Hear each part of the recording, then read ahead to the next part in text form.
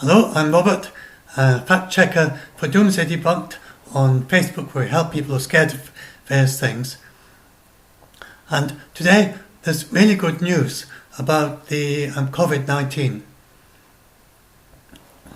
And so the two really good things that have happened today. First of all, the WHO have come back from their team has returned for investigations on the ground in China, including in Wuhan, looking closely at what's happened there, and they find very clear evidence that it is being contained in China. And they came back with that. And if you also look at the other countries around the world, then all the focus is on places like Italy, so South Korea and Iran. Those are the three ones everyone's talking about. But people don't pay much attention to all the other countries where it actually is contained. So it's contained in China, and it's contained everywhere else except those three countries. Out of 28 countries, then it's contained in 25 of them. And the WHO say the key message that will give all countries hope, courage and confidence is that this virus can be contained. Indeed, there are many countries that have done that. And this is great news. And this is not necessarily the case. For instance, flu is very difficult to contain. It can't really be contained because 1 person in 3 is a symptomless carrier. And unless everyone is very scrupulous about their hygiene, then it's just going to spread. But this is not like that. This one can be contained. Then the other great news is that there's a big donation from the EU. So if you follow my other videos on this and my other blog articles, then the WHO has been saying for several weeks that they urgently need $60 million in order to strengthen resilience in Africa. So now if you go and look at the map, then it is still almost, if you look at the equator, somewhere around there, just south of Sri Lanka, isn't it? Have I got it right?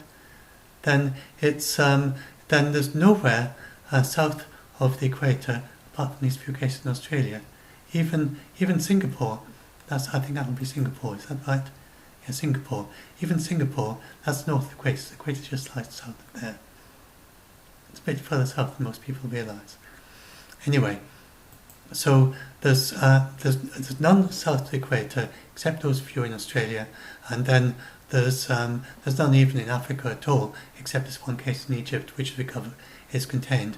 I think even recovered, I'm not sure. Not recovered, but it's confirmed, and it's quarantined, and that's absolutely safe.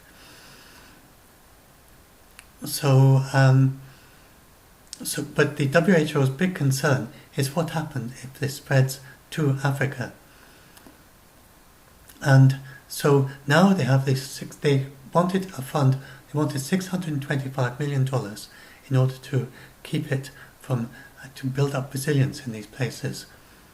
And they have now, and they wanted $60 million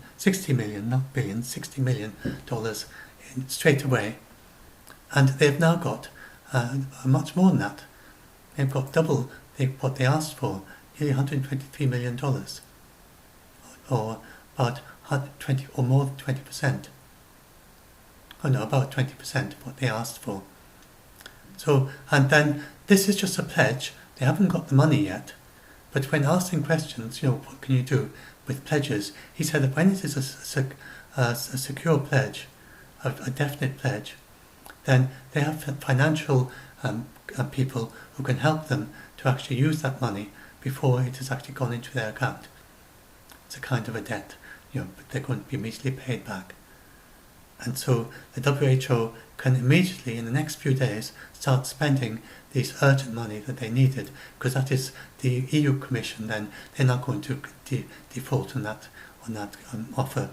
So that's a very secure offer. So the WHO can immediately start putting money into Africa. And they said in the press conference that Africa it's got quite a lot of experience in dealing with epidemics, more even than Europe. It's got yellow fever, and it's got Ebola, and they gave several other ones, polio, a lot of experience in dealing with polio, and several other ones, that they have a whole network that has been built up in order to deal with these. And they, the main thing they have a lack in is dealing with respiratory diseases. I suppose it's not so big in Africa. Anyway, but they have built up for the last 5 years. The WHO has helped them to strengthen that, and so they are already quite strengthened.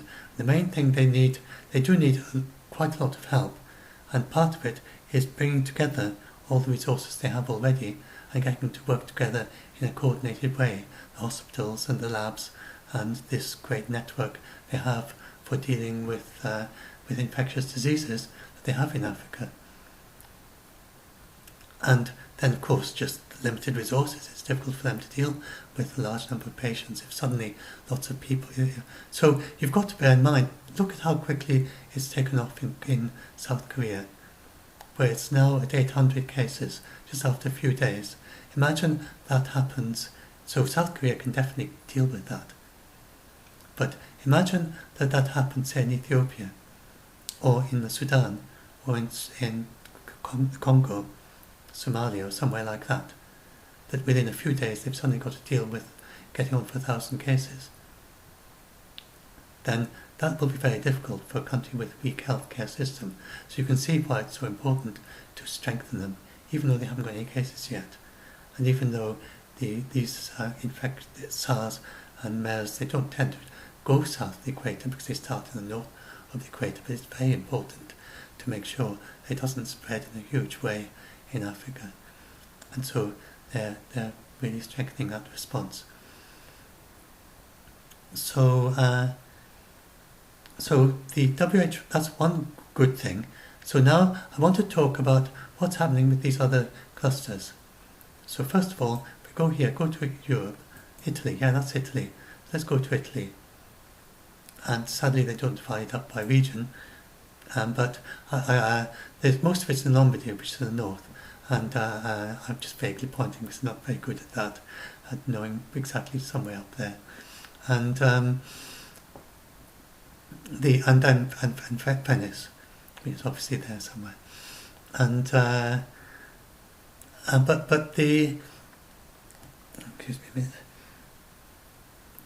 But the thing is that Milan is really cracking down on this very quickly, and I've just been found out Wikipedia is a rather good article on Italy and the Lombardy cluster, and I read that. It's more or less summarising it accurately, and you do have to be careful with Wikipedia because just human error in a fast-moving situation, even if it isn't ending with some strange kind of agenda. But now if I go down to Italy, where have I got it? And then up a bit, Italy, I may have to search the page. Yes, here we are, Italy. Oh, I'll have to refresh this. I haven't got my latest version there. Yes, here we go. So yeah, they found patient 1 in Italy now, so it's not as bad as it seems. They haven't found patient 0. They haven't found a person from China, although it might have been the friend that this chap dined with. He was negative in the first test, but remember that this is at the end of January, and he could have had the virus back then, and yet be over it. So you can't tell. Maybe this friend who returned from China that he dined with is where he got it from. Until we have serology tests, be able to test the blood, we won't know. And so anyway, so this person, he led an active life, social life, and he infected others. And sadly, when he visited the hospital, when he finally thought, oh, this is pretty bad, I better go to hospital, then they didn't have any reason to suspect COVID-19, so he went on to infect health workers and other patients. That's often how it happens. But this is very good news, because it means he's a super spreader, just because of what happened. None of his fault. He had no idea he got it, and he was just very sociable and lots of contact with other people, and then super spreader through the hospital. Then he has now gone on to spread on to these 800 odd people, all from this one person. But this is very good news because they can trace it all back to him, and then that means that they can contain it and follow up all his contacts and keep them under observation. So it does seem pretty likely that Italy is going to contain it, given that Wuhan and given that China has contained it. Now, people are sometimes under the wrong impression that China has so back our key message. So people understand sometimes under the wrong impression that China is a third world country. That's out of date thinking.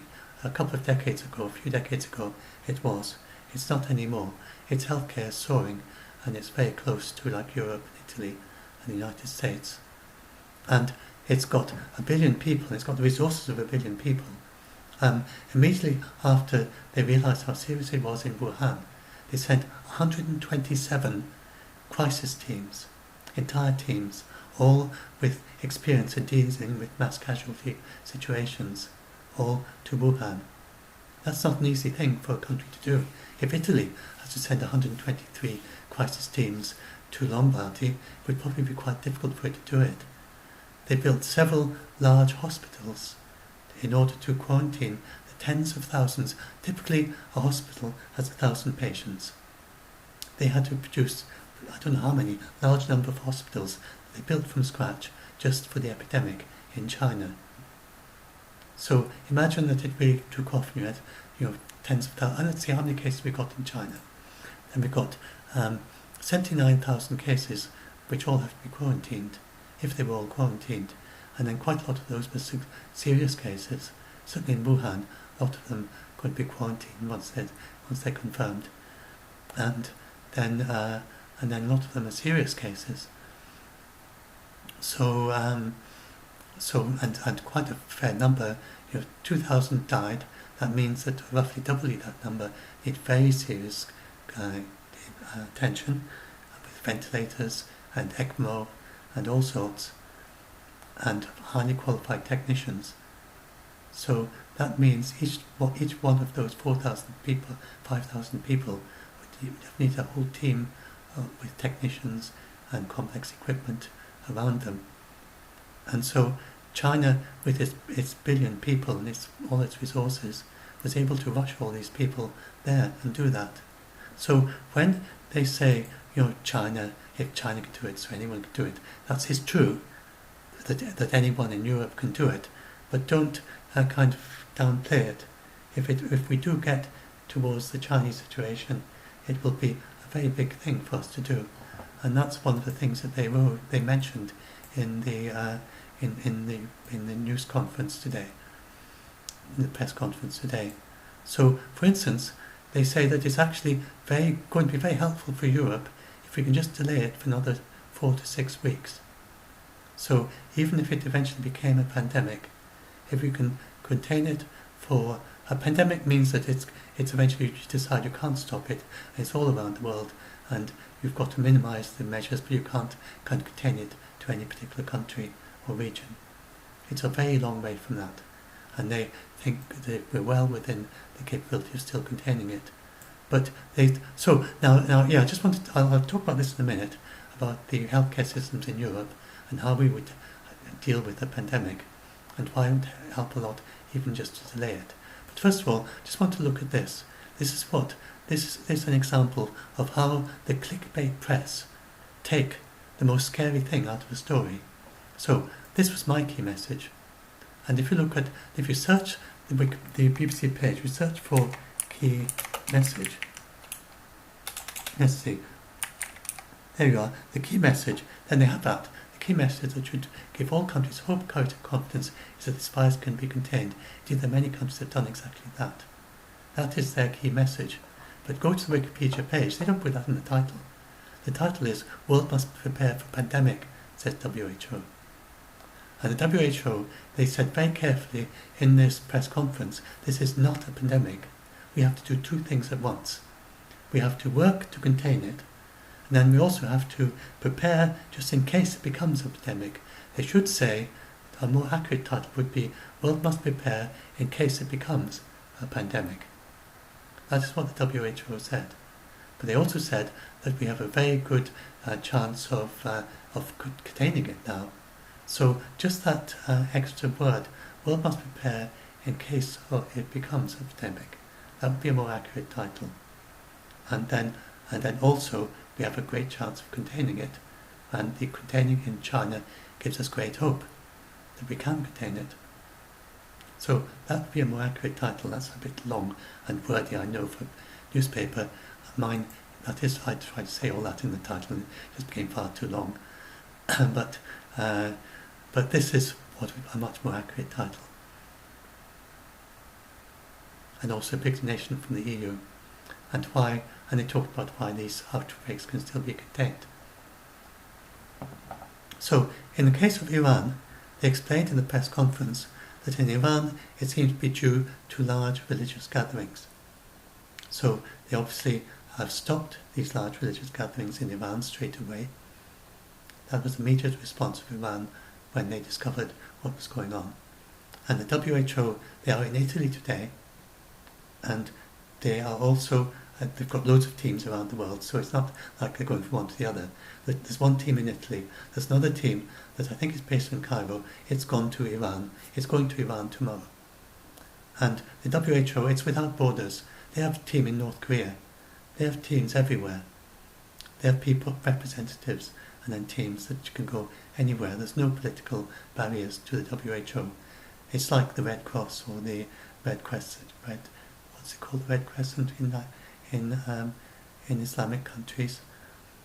The emergency services. Then WHO goes everywhere. So they're going to Iran, and they're going around, and they have access to anywhere that is necessary to investigate the disease, because people know how important it is for them to do that. So if they are in Iran, and Iran will not be covering this up. So there's a news story about saying some cleric in Iran claimed that the government is covering things up.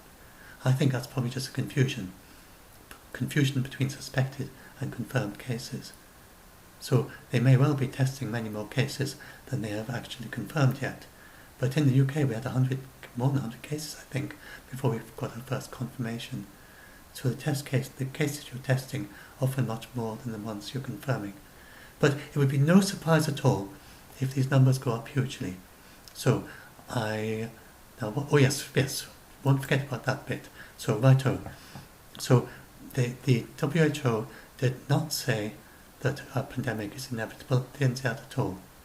They say that we have great hope, and they have this fund from the EU which kind of restored hope restored their faith in humanity, basically, because they've been saying this for several weeks, that they urgently need these $60 million, and at last the EU Commission has come through with this.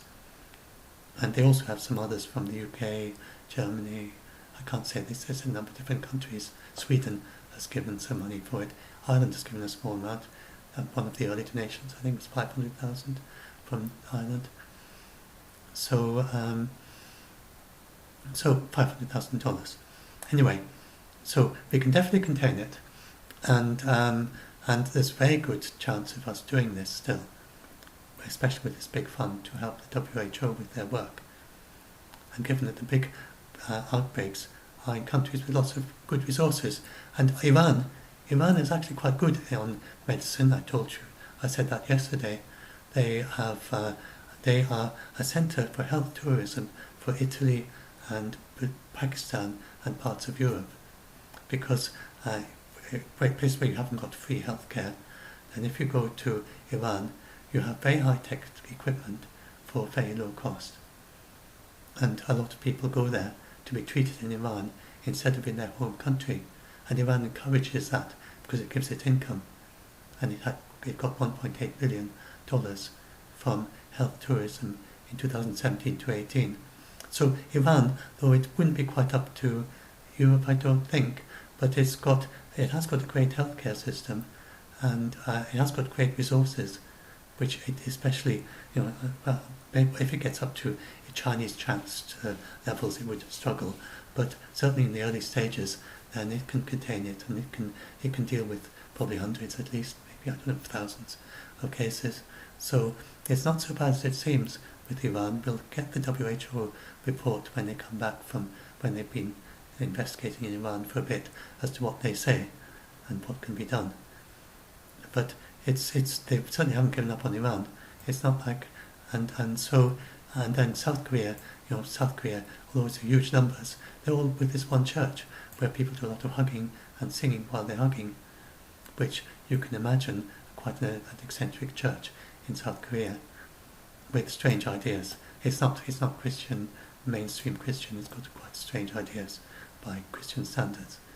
And anyway, this church in South Korea, then it's mainly it infected just about everyone.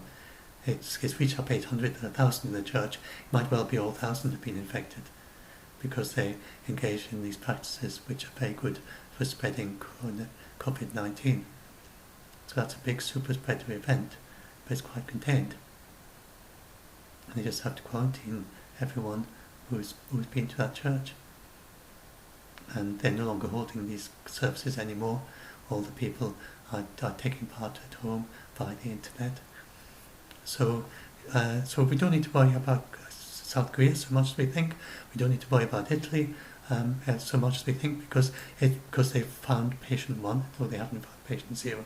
They have great resources, and in Italy, people are being told to stay at home, and they are following this advice and not go out unless they have to, and to stop the socialising.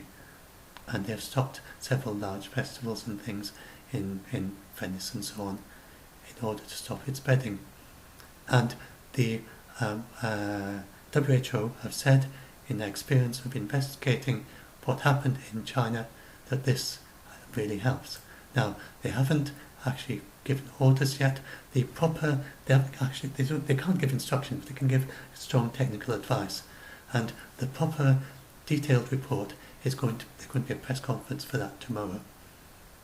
And they're going to give their experience of studying what happened in China. But it is clear that the measures they used in Wuhan did work. So the report will be looking in detail, presumably, at which of those measures were the most effective. Then other countries can learn from that.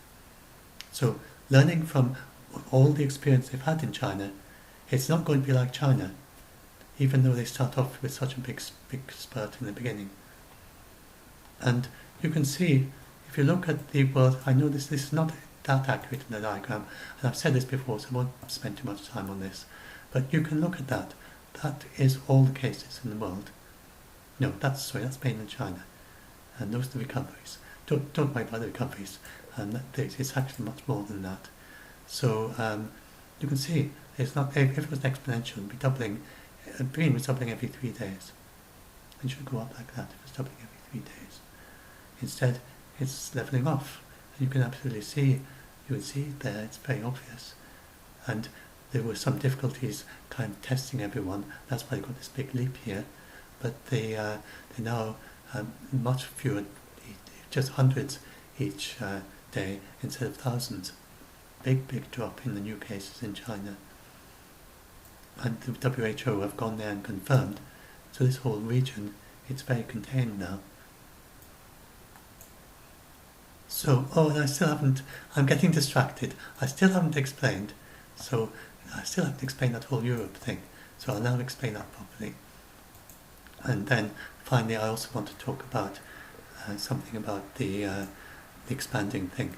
So, though in Europe, this is another thing they said in the press conference. Basically, I am just telling you what they said in the press conference and just expanding it, padding it out, not padding it up, explaining it in more detail, some of the things that they didn't fill in. And I've checked up some of the things they said and gone and did the internet searches and found out more details. So, with the healthcare system in Europe, in the UK and so on, then we have obviously very high standard of healthcare, no problem there, but we do have a lack of beds. So they explained that the healthcare system, we don't have free beds. You don't have hospitals with sort of 100 free beds that nobody's using, just in case there's an epidemic. It's just not done like that. So we do have a slight excess in beds, however, and that is used for the winter flu epidemic, and we're in the middle of that. So at the moment, the beds in the UK and Europe are filled to capacity, pretty much. You go to a hospital and you won't find many free beds. So the problem is, if we were to suddenly get a pandemic, like in China, we could certainly handle it. If it were to start increasing, so if it became a proper pandemic where it spread around the world, and so what we have at the moment are multiple epidemics. So we have an epidemic in Italy, which can be contained. We have an epidemic in South Korea, which can be contained, an epidemic in Iran that can be contained. But a pandemic, they explained, is when it's all over the world. Everywhere you go, every country you go, you're going to find these cases. Not everyone's got it, but everywhere there are a few. That is a pandemic. And then you'll be using, if it becomes a pandemic, then at that point, then you need to be very careful everyone around the world will have to be very careful, and you would particularly focus on the elderly and people with comorbidities, the people with weakened immune system and so on. And instead of containing the virus, because you can't anymore, instead of trying to quarantine everyone who's got it, you would instead protect the vulnerable. And you would make sure that these old elderly people, the people who've got these, who are particularly vulnerable, that you would make sure that they're protected from this virus. So your focus changes. That's what they explained in the health conference, in the press conference today. Your focus changes to looking at the vulnerable and protecting them. And then everyone will be you will be taking the precautions, you're washing your hands. You can't just stop the world. You can't just, if it becomes a pandemic, you can't just stop trade, you can't stop people flying. You can tell people to spend as much time as possible at home, not socialise much, but you can't just stop the world, and you can't have zero risk. We don't have zero risk. You walk out in the street and you could be hit by a car. You could just walk out your door and a tile falls off and knocks you down. You could be walking down the stairs, stumble, and then you die from falling down the stairs. These things happen. They're very rare, but generally these things happen every day, and every year thousands of people die of these things. So there is no such thing as zero risk in life. We have these fragile, mortal bodies, and it is not possible to live a life in this world. Nobody, not even billionaire, Elon Musk, say he can't live a zero risk life. Or any of these people. Bill Gates, his life is not zero risk. He could die today. He could die in the next minute, and he can't do anything at all to prevent, to make that impossible. He can reduce the risk as much as possible, but even Bill Gates, he can't make his risk of dying in the next minute zero. So, in the same way, we can't have zero risk. There's no such thing as zero risk in this world. Although your life expectancy is very high, and for most people, so I have a 50% chance of living into my late 80s, at age 65. And most of you, whatever age you are, even if you're young, your life expectancy goes up the older you live, because you've evaded so many deaths so far. And if you are, I'm saying this because many people I talk to are afraid of dying. So just to say that you don't need to be afraid of dying because of this. I'm saying there's no such thing as zero risk, but your risk is very small, especially if you're young, of dying. Except if you're in Africa, your risk is quite high, can be quite high as a young child, or in a country with poor healthcare. Your infant mortality and up to as a child, then your mortality could be quite high there. And it's one of the more risky times of your life. But if you are in a country with advanced healthcare, then your mortality up to age 20 or 30 or so on is very low. Although people do die at that age, most people will survive all the way to their 70s and to 80s, and the number who survived about 70 or something is the same as in Victorian age years. I can't remember what it's 15 or something. There's a huge increase in our life expectancy, and it's amazing what's happened what's happened to life expectancy, especially to young children. So, but we don't have zero risk, and so the aim of containing a pandemic, especially once you've got a pandemic, then everyone is doing what they can to minimise their risk, and your chance as a young child or as a young adult especially is just about zero, even if it becomes a pandemic. So the WHO found that in China, did I say that? I think I did say that. I'll just repeat it if I did. And in China, outside of Wuhan, then it's all these, and it's 0.7%. So that's quite small. It means that out of 1,000 people who get it, 993 people will recover. So just about everyone recovers. In Wuhan, then it seems like it's 4%, but the statistics aren't right there because they just can't. They haven't traced. There's no way that they've managed to trace all the mild cases, which are now over it, and they will only be able to know the true mortality in Wuhan once they've got a serology test and can look at the blood for antibodies. So they say 4%, but really they don't know for Wuhan. But it's probably just 0.7% like everyone else. So if you've got decent healthcare, then it's 0.7%, including all the vulnerable old people. But if you're looking at young people, it'd be much less than that.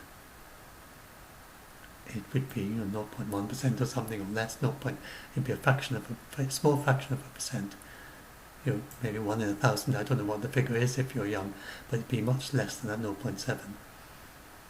So anyway, and then you can reduce it even further by not being infected. So in Wuhan, only 4 in 100,000 have actually died of it, because most people are not infected. Anyway, so I'll talk a little bit more about that. But first, before doing that, just talk a little bit more about this healthcare thing. So we are very lucky that it is, China has given this huge window of opportunity by containing it. And they were saying before the weekend that it's narrowing, but I think you might say it's broadening a little bit now because of these positive developments over the weekend. We can definitely contain it. But if we fail to contain it, even just delaying it for 4 to 6 weeks will mean we get towards the end of the flu season in Europe. And this will free up huge numbers of beds throughout Europe. And then these beds will then be available for treating all the patients if we did have a pandemic. Instead of all the flu cases you have over winter, then you'd have all the COVID-19 cases. And of course, having to be treated differently, they'd have all the hazmat type suits on, all those stuff when they're treating the patients and isolated and everything. But that is quite easy for an advanced economy like Europe to find. The big difficulty is the hospital space, and as China dealt with that by building lots of new hospitals, we don't want to have to do that in Europe. That'd be a really big, major nuisance. We could certainly do it, we could afford to do it, but imagine the nuisance of having to build dozens of new hospitals throughout Europe to deal with the pandemic. So the good news is that it does look as if we can certainly delay it a fair bit more, and hopefully we can delay it long enough if it does come to pandemic stage, so that the tens of thousands of cases are not until March, April, beyond the end of the flu season. So that is, so one way or another, if it becomes a pandemic. So now I want to talk about. So this is the worst case. We don't expect. Again, the key message is that it can be contained. There are many countries that have done that, and the 3 remaining ones, they went through each of those individually, and we can contain them in all 3. And Africa, which is the big unknown, then they have got all this funding now. So now, I just want to talk about the mortality rates compared with flu. So let's bring this up. This is from the CDC, and this is from the United States, and the largest number there is from 2017 to 18, when there was a very high flu death rate. And not a very high death rate, a very high incidence of 45 million had the flu. So 45 million got the flu in the United States, and of those, 61,000 died. And to compare that with the 2,000 from the whole entire world for COVID-19, you can see we're nowhere near the levels for flu in the United States. And the demography is pretty much the same. It's older people and people with a weakened immune system that get the flu deaths. So far, far fewer world cases of COVID-19 than there are of flu in 2017 to 18. But I'm looking particularly here at the death rate. So the death rate for flu is, I make it out as 0.13555%, and compared to 0.7% for COVID-19, so that's about 5 times more deadly. So on the face of it, you would think, oh right, so we had 6,000 deaths. If the United States had it as much as the flu, then you have 315,000 deaths in the United States. Now, even that is much less than the 2.8 million deaths that you get in the United States from all causes every day. Not every day, that should be every year. That looks awful. No, that's a typo. I'll change that to every year.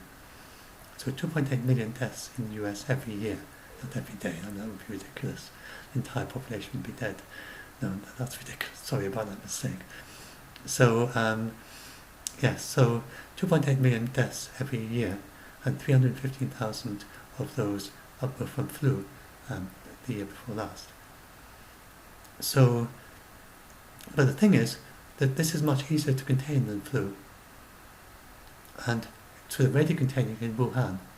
And suppose that the entire world was as bad as Wuhan, and it's not likely it gets as bad as that, then that's 4 in 100,000 deaths.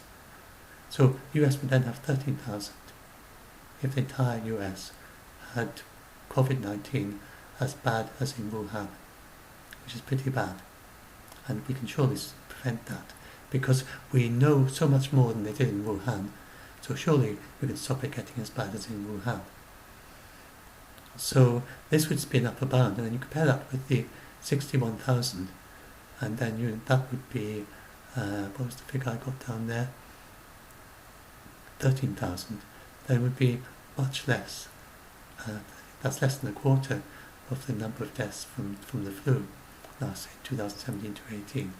So even if the entire US was as bad as Wuhan, then it would be not nearly as many deaths as you have from flu. Indeed, compared with flu, that would be right at the lowest range. That would be one of your best years for flu, if those were flu deaths.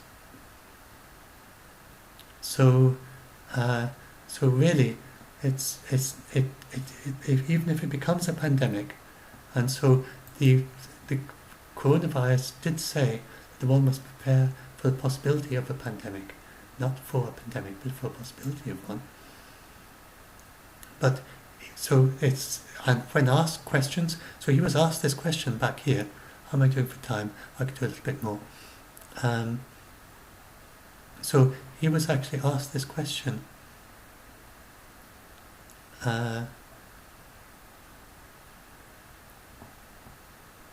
Yes, and so he's talking about it's not having capacities. Italy has capacities. It's making them work. It's the same in Africa as in Italy. It's making them work in a coherent, coordinated fashion. Yeah, I was talking about Africa there. Pandemic means everyone. I believe that the whole world's population is actually exposed in population, and potentially a proportion found sick. That's about no zero risk. He said it's not about shutting the borders. So people keep on saying, oh, we should shut down the borders to China. But he explains that shutting borders just doesn't work. One way or another, if it becomes prevalent, say in Iran, then one way or another, every country around Iran will get it too. And you can't get zero risk. People find their way through closed borders in one way or another, either officially or illegally. You just can't do it by shutting borders. And but what we need is not shutting borders, but a coherent public health action of a number of countries who share borders. So Africa needs a coherent action. Asia needs a coherent action. All the countries that share a border. Ireland's a little bit separated. So here in the UK, and the entire UK would need a coherent action. But we are a little bit separated from Europe. So that's a little bit easier. In Americas, basically the entire Americas are connected, but North America and South America. So we need a coherent health policy throughout a connected region if it becomes a pandemic. We do that to prevent a pandemic, and then when it becomes one. Now, what's I talking about? Yes, with Iran, very careful in the first wave, because we may only be detecting severe cases and death overrepresentative. The virus may have been there longer than previously expected. There was someone from Canada who seemed to be infected in Iran in January. And that's a bit Iranian religious galleries.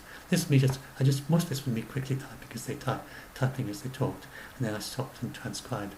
I'm quite a fast typist, and I stopped and transcribed some of the bits word for word that were important. Of course, everyone not to extrapolate from a single thing.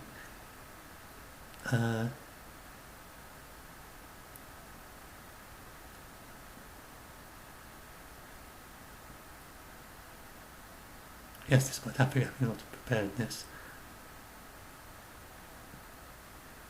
They've managed to suppress and contain these, but the others are struggling. So we have to see can we learn the lessons from China. That's what he's saying there. Like what I was just talking about. So can Italy and South Korea and Iran learn the lessons from China? So that's why they've had this team in China studying it. It's not to check up on the conspiracy rumours, they never believed that.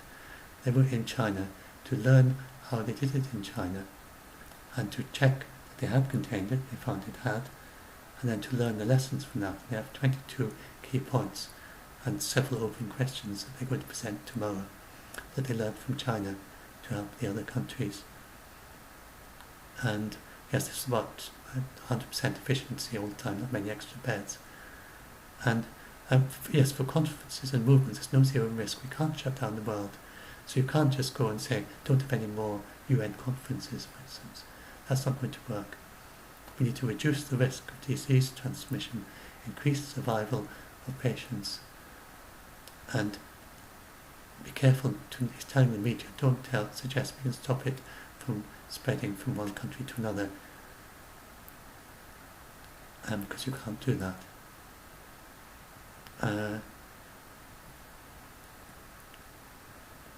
So now there's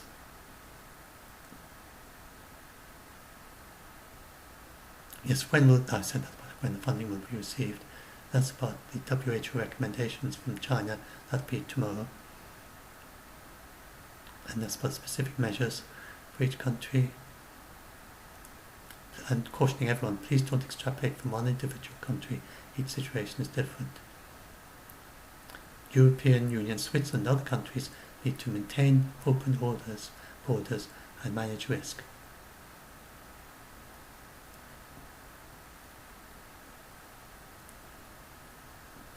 Yes, so with flu, the question arose, why haven't they called it a pandemic yet? Surely by this stage with the flu, they would have called it a pandemic. Well, the reason is, and the WHO, they're not shy of calling a spade a spade. If it's a spade, they call it a spade. This is a phrase we use in English in the UK. It means you just tell things as they are. You don't call a spade a shovel, you just call it a spade if it's a spade. So if a flu is, with a flu, if it's a pandemic, then they will call it a pandemic, and they could call it much earlier with the flu, because they know that it is highly efficient, and it's time and again that the flu will spread once it's got to a certain point. There's nothing you can do about it. And so with flu, it's much easier. You can just say at a certain point, there's so many have got flu, and we can't stop it now. So it's a pandemic. So they call a pandemic much earlier with flu. The reason is because flu is very infectious, far more so than COVID-19 is. And as well as that, 1 in 3 of the people with flu, so this is background that he didn't explain, but background information, 1 person in 3 who have flu are symptomless. They don't even know they've got it. And they go around touching things, and they're spreading the flu to everyone else, and they have no idea what they're doing. So, and this is why it's almost impossible to contain the flu. And you can't do it once it's spread beyond a certain point. So at a certain point in a flu outbreak, they will just say, this is now a pandemic, we can't stop it. But it's not the same with COVID-19, because let's look at what happened in China, significant drop in cases, huge pressure put on the virus, and sequential decrease in cases. That means every day there are fewer cases. And that goes against the logic of a pandemic, as I explained with that graph. Pandemic, you'd have more cases each day. And yet, we see in contrast to that an acceleration of cases in places like Korea. So we're still in the balance. So you have, but then Korea, they a rapid increase in cases. So I want to explain about the rapid increase in cases. So it says, now is the time to prepare. We are in a phase of preparedness for a potential pandemic. And this is what the BBC misreported as, world must prepare for a pandemic, to WHO. What he said is, we are in a state of a phase of preparedness for a potential pandemic. He said the word potential. That is the word they missed. World must prepare for a potential pandemic, said WHO. The BBC just left that word out to make it more clickbaity. And he said, but it is too early to declare a pandemic. We're still trying to avoid that eventuality. And when we mean prepared, we mean prepared to detect and treat cases, prepared to put in place adequate containment measures. It's not 100 different measures, perhaps 5 or 6. And then she explains that. And then I say, well, that's about Africa. I can't now remember what. Oh yes, well here we are. So we don't know what the reality will be 6 months from now. Still possible can contain and interrupt transmission. This is the section I was looking for. But it may settle down into an endemic pattern of transmission or seasonal pattern of transmission or accelerate into a full-blown pandemic. At this point, it's not possible to say which will happen. So an endemic pattern of transmission would mean that, for instance, it becomes endemic to Iran, but it's not spreading everywhere. There's a pattern of certain countries that have it, an endemic, say, to parts of Africa, say, or maybe it's just endemic to Iran and endemic to South Korea or something. But it doesn't spread much outside of there. And then, or a seasonal pattern of transmission. Now, this is what happens with SARS and with MERS. And MERS has both of those. There's been endemic patterns of transmission of MERS in Iran. It's had it several years in succession, and it's seasonal. You don't get it in summer. So this is the thing I was explaining here. Still talking about this. I'm not sure if I properly explained it. So in Europe, then flu is seasonal. Well, it is possible that this COVID-19 may be seasonal. So it might be that in March, April, when we get all these beds free, it might be that we don't actually need them because COVID-19 also fades away. And people don't really know exactly why that is. But as the temperature rises and as the air gets drier, then COVID-19, like any other of these coronaviruses, it doesn't make any difference to its infectiousness in your body. But when it gets out and you touch the surface, it ends up on the surface, or even it's in the air. But it's not so much an aerosol for most of these. It's droplets land on another person. Obviously, it will make no difference for that. So if it's making a difference, then it's got to be it's not just minutes. So, but it is minutes.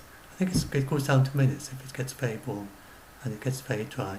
They can only survive for minutes. But I think it doesn't get down as low as seconds.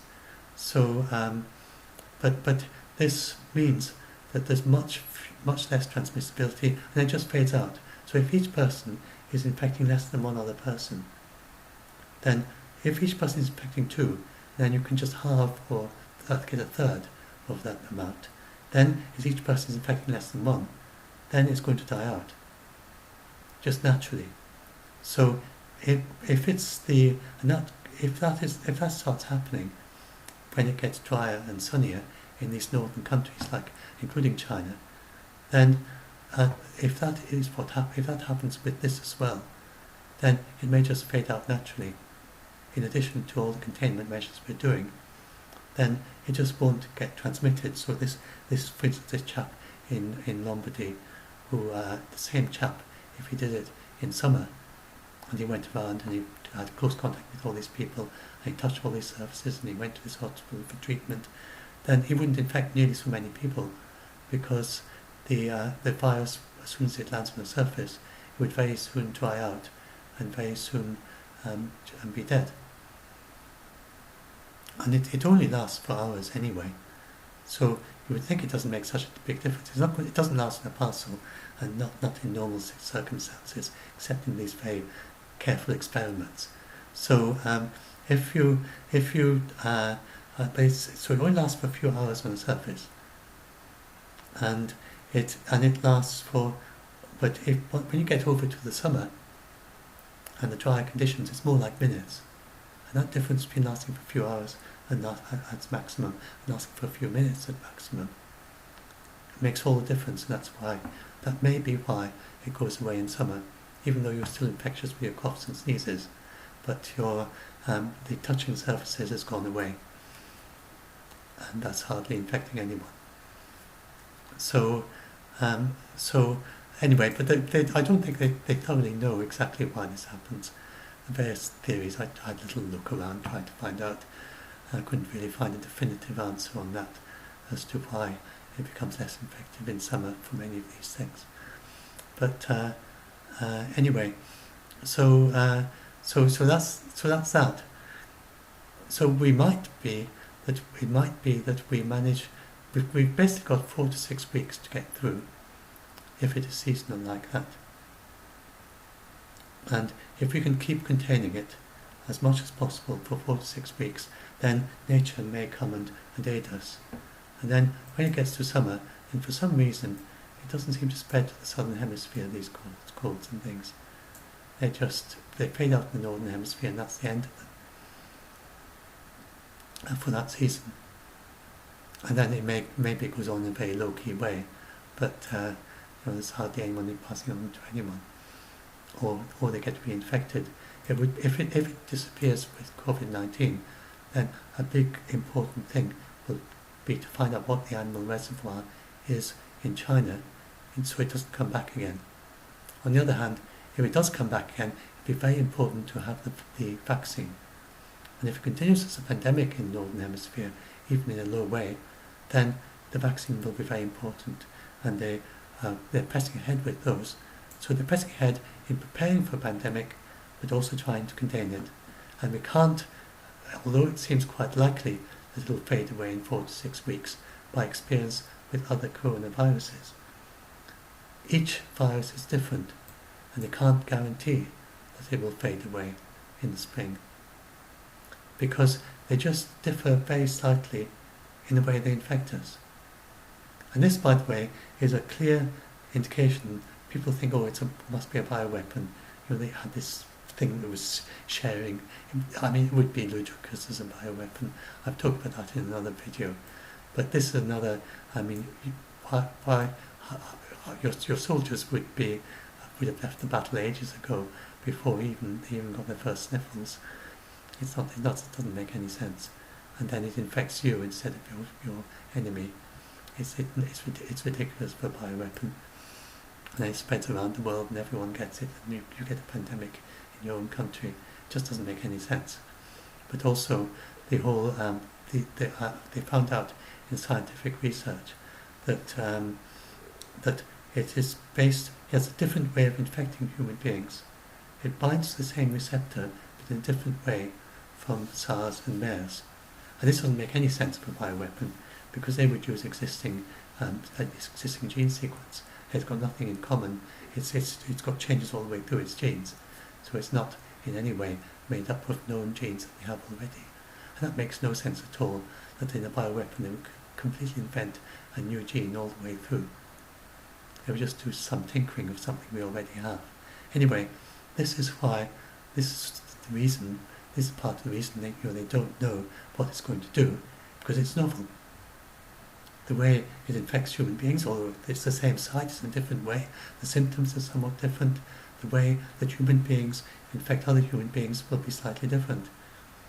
So they just can't say it's going to be the same, and the way it behaves on surfaces will be different. So they're doing all sorts of tests and all sorts of studies, but these take several weeks to do them properly. So, for instance, which are the best drugs for it? And they expect results in about 3 weeks from now, from those tests. So, anyway, so containing and delaying it also means you have more and more experience, more and more understanding, better be able to cope with it. Right. So now I just want to go to this last bit. I think I've explained most of it. Why don't they call it a pandemic yet? So I've explained nearly all of it. There's just one other thing I want to explain. So if you look at Italy, so we have 200 plus cases in Italy, right? But now most of those were just discovered in the last few days. Now, so how many cases they have now? 229 confirmed. But there's probably, what's existing mean? I don't know what that means. Anyway, so they've got confirmed 229. Is that the things they're going to test? Any of the others have this word existing? That's a funny word. What does existing mean?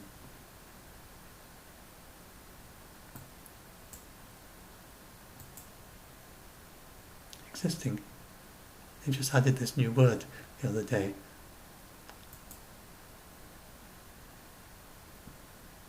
What does existing mean? Anyway, I'm just forgetting I can pause this. I will just check what existing means and then I'll continue.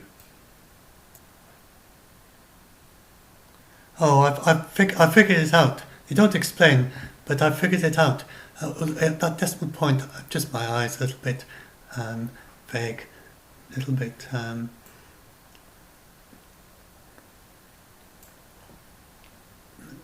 my eyes a little bit wonky sometimes. I hadn't realised there were only 2 zeros there. That's a decimal point. I don't know why they have a decimal point. Why on earth do they add a decimal point to the existing? Anyway, so they've got the confirmed ones, and you subtract the recovered and subtract the deaths, and you get the existing. The other ones who still got it and still being treated. So that's what existing means.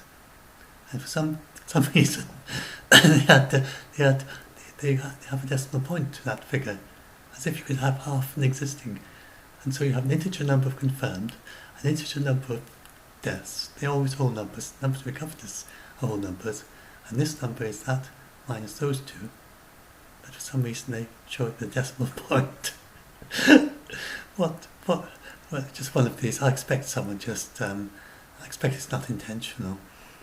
I expect it's just that the coder and just put it in as a float for some reason, as a floating point value, and displayed it like that.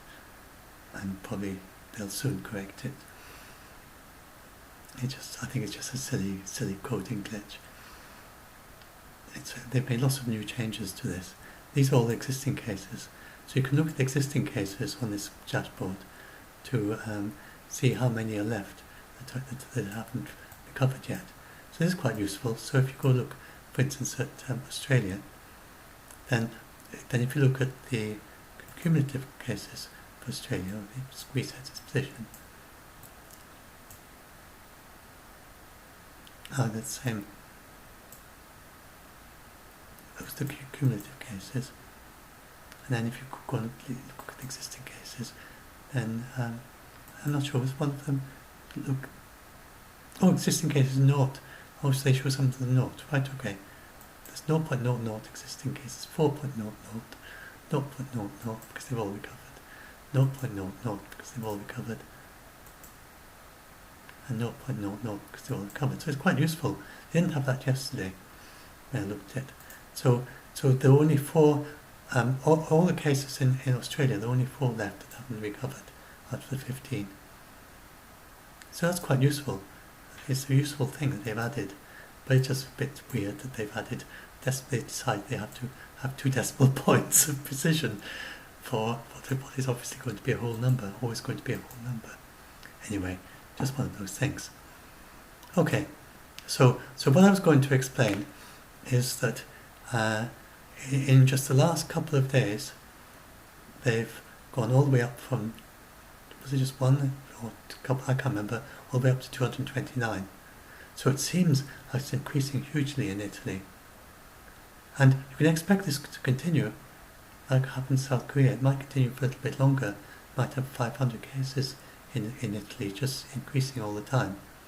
What this is that even if they completely contained it in Italy at the point at which they had the first case, so you have all these, you have to have your first case, and then you have these people that you can confirm, and some of them will have been infected a while back. But there will have been quite a few people, probably, that have only just been infected in the last few days, because it's been expanding. So if it's been expanding like an epidemic, and it's been doubling every 3 days, as it did in Wuhan, then most of the patients that have been infected will have been infected in the last 3 days. And most of them won't have any symptoms yet. So now, if you go forward a bit, then you can expect that even if you completely contained it and stopped it now, so with all these measures of saying people to stay at home and stop socialising, you've got all the people who were infected all the way through the outbreak until they discovered it. And they will start showing symptoms. And in a big Chinese study involving all the cases up to 11th of February or something like that, but a huge vast study of all the cases in China, then they found that the median I think was 3 days. So that means that if you got, say, 1,000 people who were all infected on the same day, then 500 of them would show symptoms 3 days later, within 3 days. Very few on the first day, but by 3 days, then half of them will have the symptoms. That means that if you've had it going for 3 days since you discovered the outbreak and put in all your containment measures, and then you get to some figure, say 500, so I'm not sure we've got to that point yet, because they've only just put the containment measures in today. So if you look at, say, 3 days from now, what the figure is, then that would include all the infections up to the point at which they did the containment. And so that might well go up to, say, 500. Say that went up to 500. It doubles every 3 days, typically, during the infection. It wouldn't be at all surprising if this doubles again to 500 in 3 days from now. That will not mean it's an epidemic. That will not mean it's not being contained. And then you very slowly, over the next 11 days after that, you'd expect another 500 cases. So the way it's looking at the moment, it looks like Italy might well end up having 1,000 cases if it's not being contained. And that would be that, and then it's got 7 deaths, which suggests there's probably an awful lot more they haven't discovered yet. Because 7 deaths, if it was 0.7%, then 7 deaths would be 1,000 cases not discovered. That's the same figure I came up with just then, rather coincidentally, but that would be 1,000 already, as it were, for the 7 deaths. But on the other hand, another thing that complicates all this, that if that's 7 out of 1,000, and it's been going on since for several days now, it's been on since January. So remember, the Lombardy case may well have been infected in January, but he wouldn't have necessarily been infecting others straight away. But he did start infecting people for quite a few days ago, it would seem. So then, quite a lot of those cases, the people that he infected, about 80% of them will have had the mild symptoms. And the ones with the mild symptoms, then quite a few of them are over it within a few days. So then, if they've already got over it, there's literally no way now to discover them. because the serology tests, until we have serology tests, when you have serology tests, you can go around and do blood tests of everyone that he was in contact with, and then you would discover everyone that he infected. But we don't have those tests yet. We can only do it by checking for the virus when there's live virus in their system. So if they've got over it, there's no way to know they ever had it. So it's easily possible that those 7 deaths correspond to 1,000 people, but maybe 800 of those we never find, because they would be the 80% that are very mild cases. And so it could easily be that the 1,000 people infected, 800 had it mildly, and then a significant number of those 800 was over it long ago, and so over it long enough, and or they don't get to them in time, and they just test negative. So there could easily be several hundred that we just never discover until they have serology tests. And so, but then anyway, so just going by the confirmed, then 229, then that could easily go up to 500, it could easily go up to 1,000. It wouldn't mean that there were only 1,000, it could easily be that there were actually several thousand that had it originally, but we only discovered 1,000. So that is how it goes. So it could easily be contained, and yet you have this just big going up like that levels off. And that's what you would expect. And that can happen in all these countries. So in South Korea, it's very much on the way up, and it could easily go up. It's 800 now, it's very likely to go up to 1,000. That means that probably, if they got to 800 so quickly, then it's very likely something like 1,600 that it'll end up at eventually. Just going by the median thing of 3 days, the median being 3 days, simple math based on that. And so that would suggest that there may be infected a fair few outside of the 1,000 belonging to that church, and they'll be found eventually, but just by tracing up all the contacts. But that's just by the number confirmed there, and just simple maths.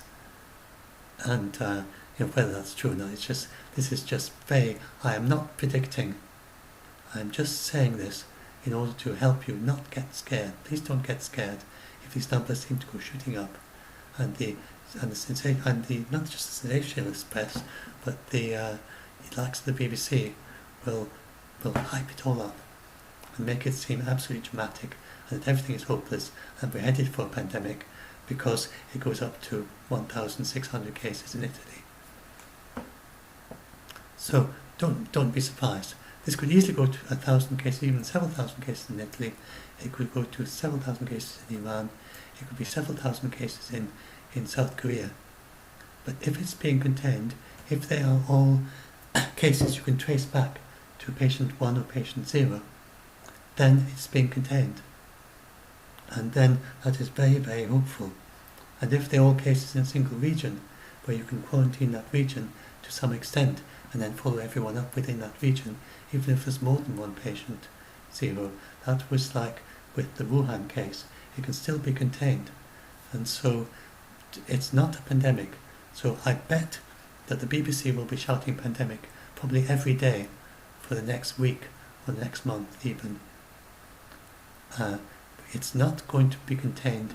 We will certainly be getting lots of new cases, and we can expect the Italy cases to be increasing to reach at least 1,000. I would be surprised if it stops at less than 1,000, although it might, but it's more likely to be well over 1,000, and that will happen over the next 14 days, next 11 days, if they've been going for 3 days so far. But no, I think they might go a little bit further. Yes, from containment, go forward 3 days, find that number from containment. And so that might well be 500 for Italy, then double it.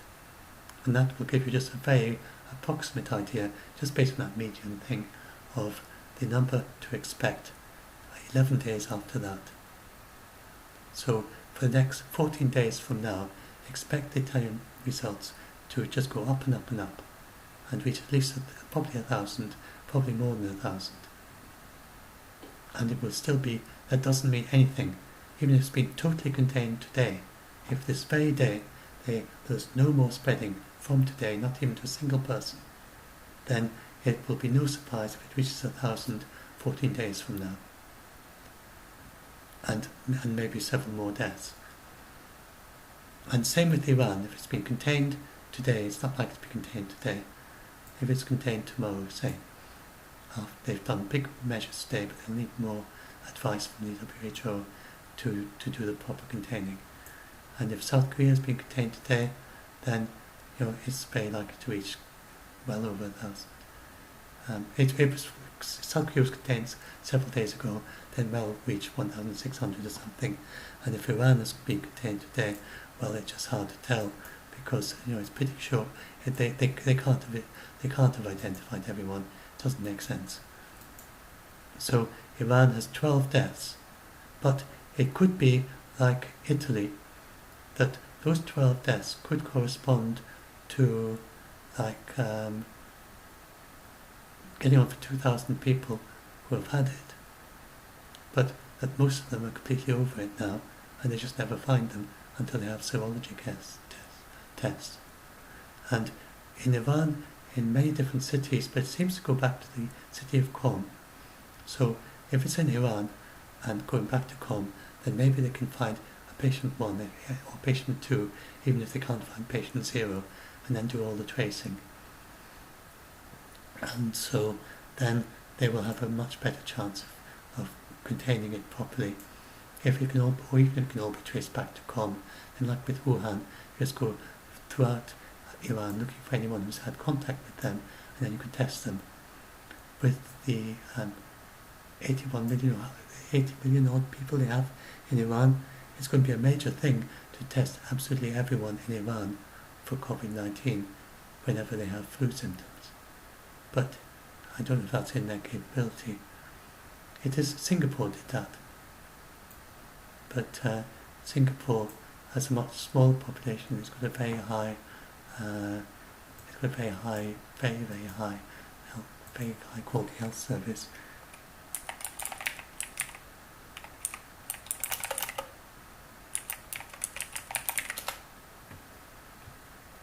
$5 million, you see, and compared population of Iran, 81 million. So that's 16 times as many, roughly. So it's not going to be easy for Iran to test absolutely everyone, which is what Singapore does.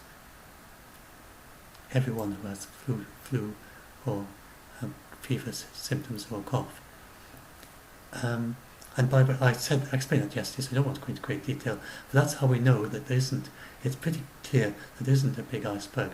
The WHO are very clear that they don't think that there's a big iceberg, despite what some epidemiologists say. And one of the lines of evidence there is Singapore. I explained that yesterday, so I won't go into great detail. There are these 89 confirmed cases, 51 recovered, and it's pretty much levelled off at that. There's just another 4 since yesterday. Existing only 38 left that haven't recovered in Singapore. That existing is very useful, isn't it? It does the subtraction for you. I bet they'll remove that decimal point tomorrow once they realise what they've done. Anyway, so that's looking very good in Singapore. Like, we've only got 38 existing, everyone else has recovered. So, and then that is very, very strong evidence in Singapore, because they test everyone who has a fever or a cough throughout Singapore. Singapore, a little country there with only 5 million people. It's basically a sort of an island. And see, it's very, all that sea, all the way around it. It's an island, but very close to the land. And every single person in Singapore who goes in with a fever or a cough will get tested for COVID-19, and they've tested well over 400 so far, because they just had a system in place. They automatically test for flu, colds. They just test everyone who goes in because they're so high tech, so wealthy, and they just test absolutely everyone who has a flu or a cold, and they test them for a wide range of different viruses. They just added a test for COVID-19 to this thing they do anyway, and they've tested well over 400, and none of them have COVID-19 except the ones with a known connection back to China. And this shows that certainly in Singapore there isn't a big iceberg of people who just are spreading it around, it's not like flu where 1 in 3 is a symptomless carrier. It can't be like that, because if there was, there'd be loads of symptomless carriers. If it was 1 in 3, you'd have 20 or 30 of them in Singapore just spreading it to people, and those people would spread to others, and 15% of those would be getting the severe cases. It is just not happening. And Singapore has had it since the end of January, a week before the end of January, and they just haven't had it spreading around. This is very, very strong evidence that there isn't much of a hidden iceberg. Singapore doesn't seem to have one at all. So if you have a strong healthcare system and you have a system in place to detect people, to screen everyone from China, you're not going to be missing many people, probably none. So in that case, you just look at, you just need to look at all the other places, like if people worrying in North America. I get people worried. I can't remember, that's Seattle, yes. Seattle had one confirmed case, but it's now recovered. I had some people saying, "Oh, I have to drive into Seattle tomorrow. Will it be safe?" And yes, it is. There's no hidden iceberg. It's it really doesn't spread very easily at all. As you see, that was quite some time back. That one person was quarantined, and they hadn't infected anyone. And that is mostly the case. You just click on a random place. So tempo, one confirmed, and they haven't recovered, but they haven't infected anyone else. One. And most of them are just one. And quite a few of them, that's quite a cluster there.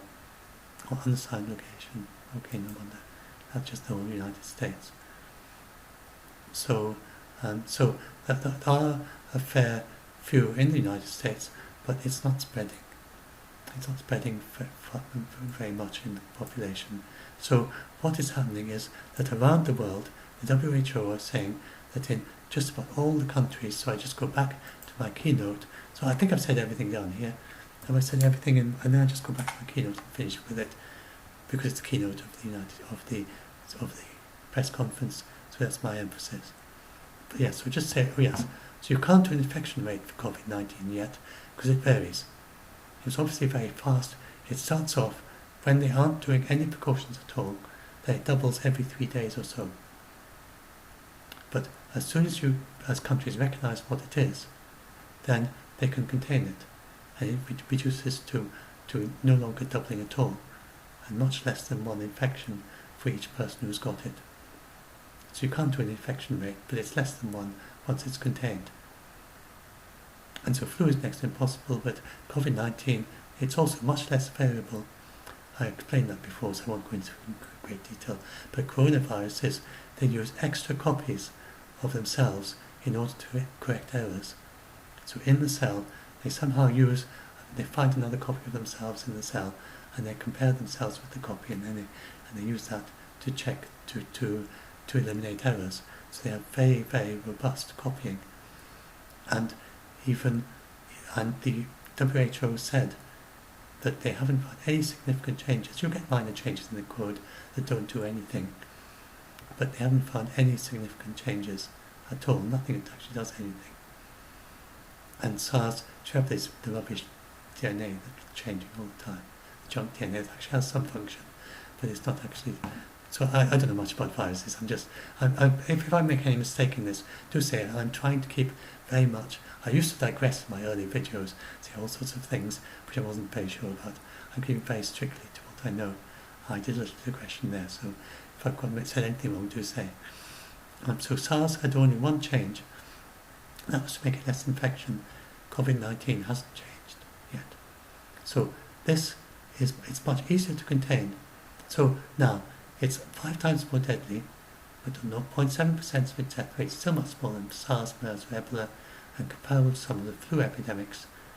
And then, because it's much easier to contain, and as I said, if the entire, but even if the entire US was the same as Wuhan, then it would still be much less. It would be comparable to a very good year for flu in the United States if every city in the United States and the country and the entire area was the same as Wuhan. And in Wuhan and in Hubei province, it is equivalent to 2 days of normal mortality in the year. It's like having a year with 2 extra days of people dying. That is how much deaths you had in Wuhan. So the press really put this way out of it's very important. I mean, 1,000 deaths, 1,000 deaths, and that's one death is too many. So I'm not saying it's not important, but it can be contained. And so I just want to finish with the keynote, the key message that will give all countries hope, courage, and confidence that this virus can be contained. Indeed, there are many countries that have done that. And then if you look at the details of Iran, Iran,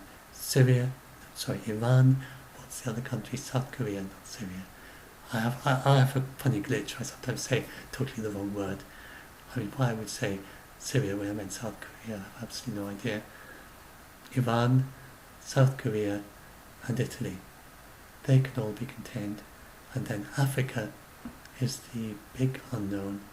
And then the other countries with weak healthcare systems. North Korea, obviously, has a very weak healthcare system. I'll just say a little bit about North Korea. I said that yesterday, I'll just repeat it. North Korea is like Africa. It's very good. It's got quite a good infrastructure in place to stop epidemics. They have totally stopped measles in North Korea. They've almost eliminated malaria. They're quite close to eliminating malaria. And it's a bit like Iran, these rather autocratic places. Then it's very good at getting everyone to take their vaccines. So you don't have people who kind of get out of having vaccines so much in North Korea. Well over 90% will be vaccinated, and that's enough to reduce the transmission hugely. Once we have a vaccine for COVID-19, then North Korea would be one of the places that would eliminate it very quickly. But North Korea have put in quarantine in place around the entire country. They have prevented anyone coming into North Korea, even though they depend hugely on tourism, but they've stopped that as well. And they quarantine people in North Korea, and they're just taking very, very severe, strict measures to make sure that it doesn't get into it, because they know they have a very weak healthcare system. And as I said, WHO, they have people in North Korea, amongst not very many foreigners in North Korea, but they will include the WHO officials. And we have people from Europe actually go to North Korea quite often.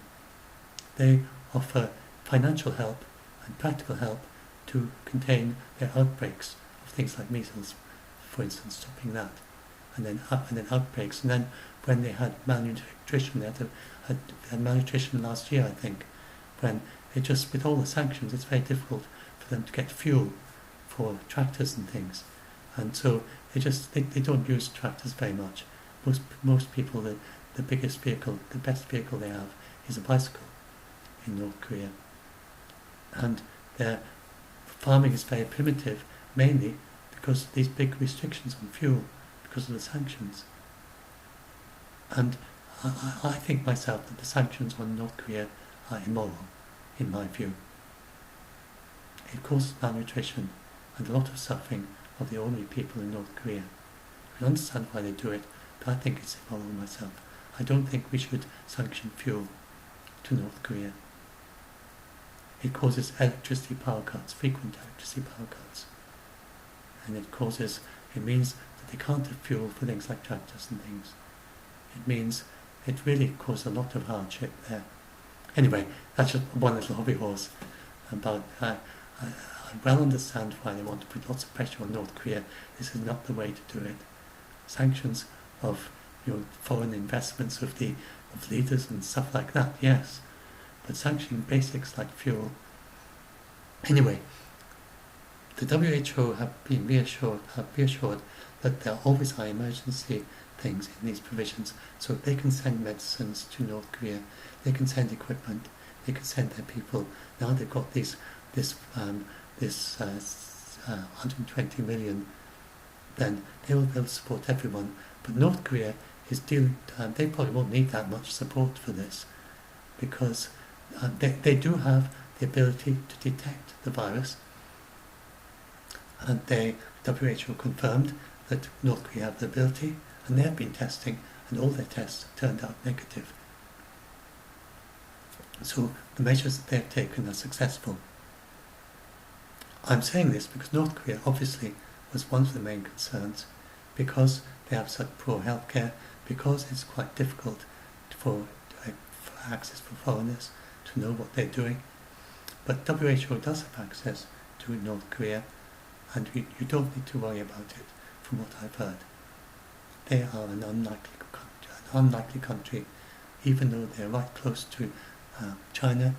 One of their provinces that is close to China, in North Korea, has quite a few suspected cases, but none of them are confirmed.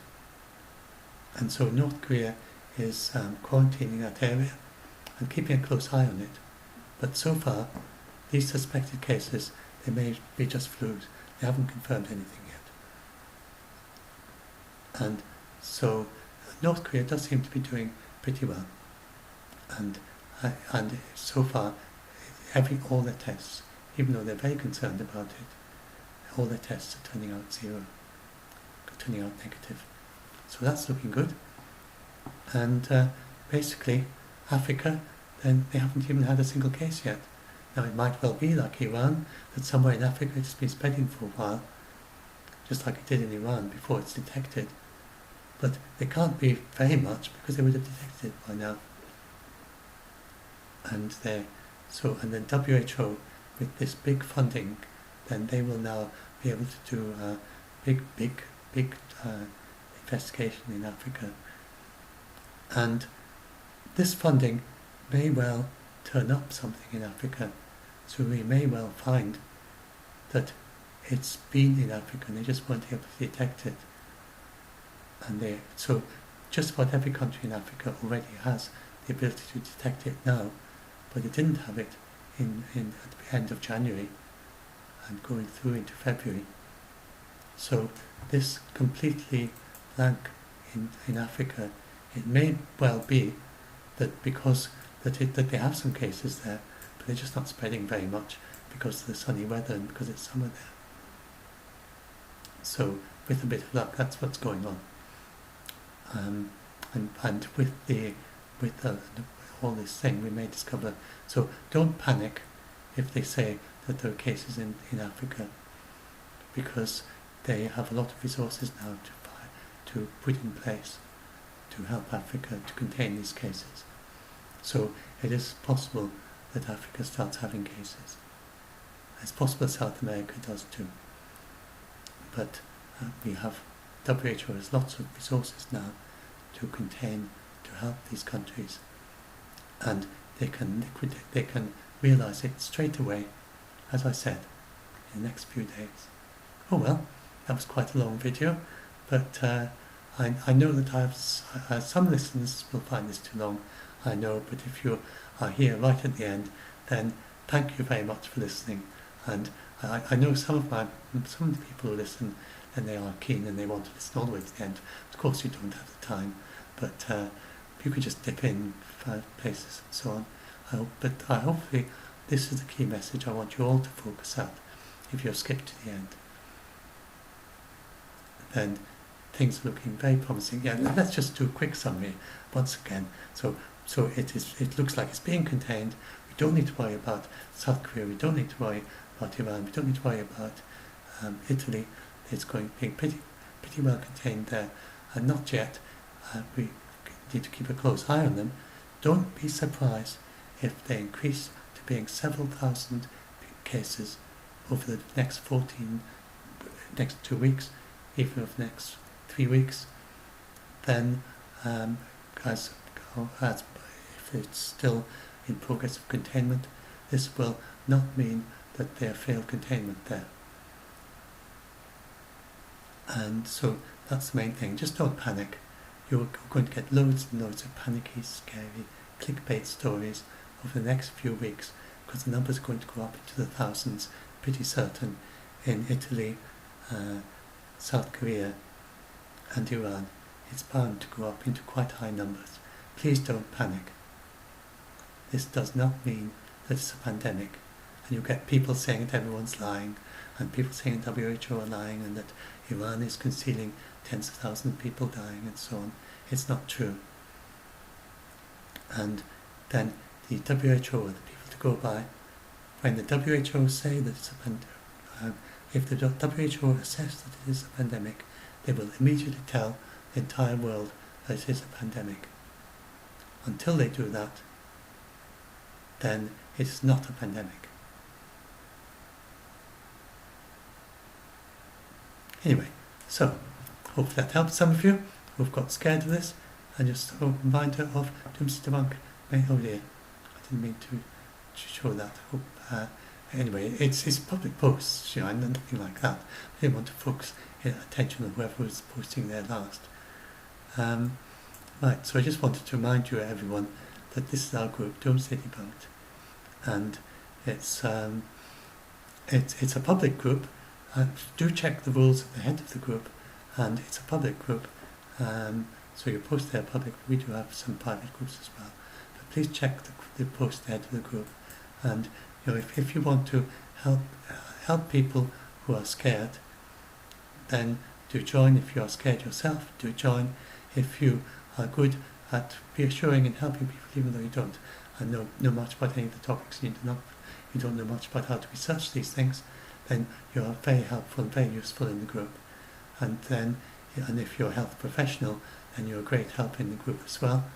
If you know things about working with people, if you're good at working with people who are autistic, then about a quarter of our group are autistic, and you'd be very useful in our group, and you can help us. We need people as kind of translators. Some of the members of the group are severely autistic. So if anyone watching this is good at communicating to people who are very autistic to the extent that they need very simple, clear sentences and self-contained sentences in order to explain things to them, if you're good at that, you're very useful in our group too. You could do that translation of what other people are saying when the autistic people misunderstand. They just it's not their fault. They are seeing things the way they understand language, but the way that other people in the group use language is different from the way that autistic people parse language. And so sometimes you need a translator between the two. Not that autistic people are hugely varied, but the ones that have autistic to the point that the way they use language is very limited in sentence construction, and not using tenses and things like that, and not joining sentences together very well. Then if you're good at explaining things to people like that, then you're great help in the group. If you are yourself concerned about this, and then we also, it's a great help if any of you know how to do academic research. Like, if you can read medical papers, even if you know nothing about medicine, but you know how to read a paper. So I don't know anything about medicine. I'm not trained in medicine. I just go to the WHO, and I listen to their press conferences. I listen to what they say, and then I go and read the medical journals and then I know the background to it from what the WHO said. And I know how to read a scientific paper. So I know how to read a mathematical paper. I've been doing my maths research, and it's really no different reading a medical paper or reading a paper of climate science. So on these science topics, if you're of an academic background, then you're very useful to help with knowing how to, you know about high-level reviews, systematic reviews, how to go from there to find the key research on the topic. You know how to distinguish junk science from the true science. If you can do stuff like that, then you're very useful for helping the people in our group, because it's really only a small percentage of the population in the world that knows how to do that. And then actually reading the language of a scientific paper, and it's actually only a small proportion of the world. You tend to think if you're an academic that everyone understands academic language, but they don't. And then it's really quite it's quite an art. If you're a science blogger, especially, very useful. Then you've learnt the art of converting that academic language. It's like a translation to autistic way of parsing language. So, but this is coming from an academic. Academics aren't autistic, but they talk. They have a very strange way of using language, which might as well be the way that severely autistic people use language as far as the rest of the world is concerned. And they go and look at these papers, and they might as well be, writing by autistic people because they're so strange. Like the way that an academic will define a word, an ordinary everyday word like deadly, and they mean it in a very specific way, like it's an equation or something, and they use it all the way through the paper. So it's really quite difficult to read academic papers if you're not used to it. And so, and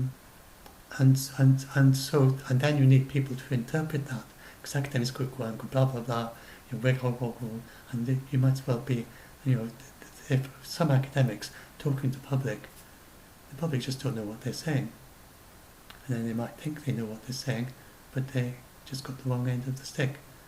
So if you're good at explaining to the general public, you're also very, very useful in our group to, just acting as a kind of translator. And that is basically the main thing that I do with these debunks. Anyway, time to stop, rather a long one, but it's a bonus edition for any of you who I get some people who just find these talks reassuring and they just like listening to them. So if that's your case, then I'll give you a nice big long bonus one. Anyway, I might try a short version of this for people who don't have the time.